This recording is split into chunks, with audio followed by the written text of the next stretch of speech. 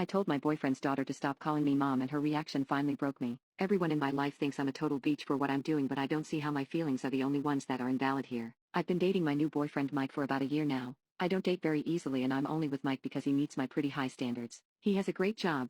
He's extremely handsome and he respects my time and my privacy. His only red flag is the fact that he has an 8-year-old daughter from a previous relationship. He and his ex were only together for a couple of months in their early 20s and she passed away from addiction a few years back. He's even told me that he'd never expected to be a father, although he loves his daughter with all his heart. Mike had waited to introduce me to his daughter Cassie, but I honestly was in no rush. I'm not really a kids person and I never have wanted kids of my own. There's a huge part of me that feels like I should have just cut off the relationship with Mike as soon as he told me about Cassie, but illogical, and I already had feelings for him. Now I feel sort of stuck. I'm fully in love with him, but when I think about us long term I know I'll have to share a life with Cassie. I just don't know if that would be good for anyone involved. Like I said, I'm not really a kids person. Anyway, Mike finally introduced me to Cassie a month after we celebrated our 1 year. She's a nice kid, I guess, just a little girl who likes slime and stickers. She wanted to talk to me about her favorite YouTubers and I had no idea what to say. I felt so awkward. But when I looked at Mikey I saw this sweet smile on his face and I knew it was making him happy to see us together. But it's also complicated. I don't know if I belong in this weird family. I'm not even close with my own family, and I have never been. Anyway, since Cassie and I have met I've been around her pretty regularly. I feel hyper-aware of how I act around her since I have no idea how to relate to a kid. Sometimes I sit with her and watch her favorite YouTube videos, and I've painted her nails with clear polish before. She seems comfortable around me, but I think it might have gone a little too far. The other day at Mike's apartment Cassie called me mom. I froze and I had no idea how to handle it. All I knew is that wasn't right and that it wasn't clear with Mike and I wasn't ready for any of this. Before I could stop myself I told Cassie that I wasn't her mom. She just gave me this sad little look that I never want to see again for as long as I live. Then she was quiet for the rest of the day. I feel like I broke her heart today. I could literally see it all over her face. But I'm not her mom. I'm nobody's mom. Who am I to be somebody's mom?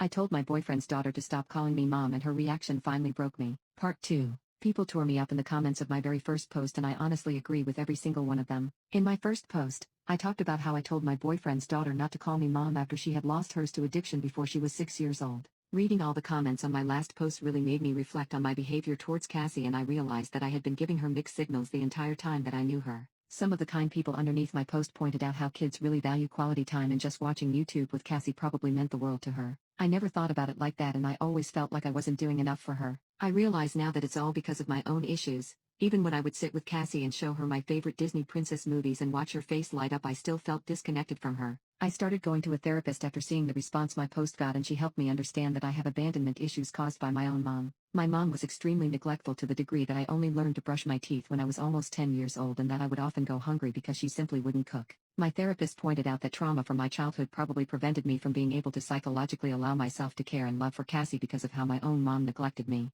My therapist also pointed out that it was up to me to break the cycle and that didn't matter that Cassie wasn't blood, she still loved me with the innocence of a child. I'm not someone who cries easily and I can't explain what a release it was to cry in my therapist's office after maybe a year and a half without crying. I thought of myself as a kid and how I would eat flour sometimes from the cabinet when there was nothing else and my mom hadn't cooked in days. I realized that I truly cared about Cassie too and I would do anything to give her the opposite of the childhood I had. I loved her father with all my heart and it would be easy for me to spread that love to her. After my third therapy session, I asked Mike if Cassie and I could have a girls' night. Mike is so excited he even sent me a video of him telling Cassie about it and she literally was spinning around in little circles after getting the news. I have chosen a bunch more animated princess movies to show her. We're going to bake her favorite type of cookie together, and I got all the ingredients for the mermaid slime she's been talking about for a week.